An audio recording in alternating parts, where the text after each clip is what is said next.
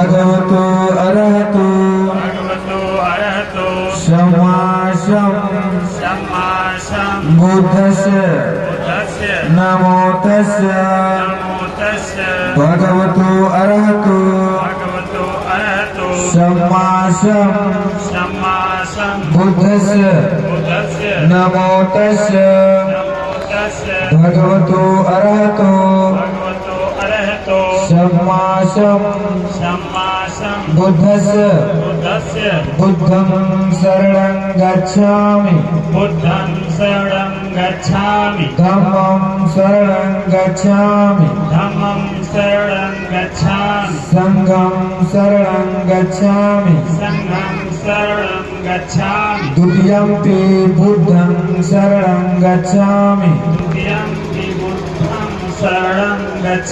द्वितीयंपि धम्मं शरणं गच्छामि द्वितीयंपि संघं शरणं गच्छामि तृतीयंपि बुद्धं शरणं गच्छामि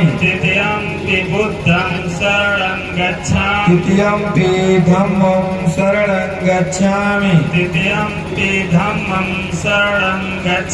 तृतीयंपि संघं शरणं गच्छामि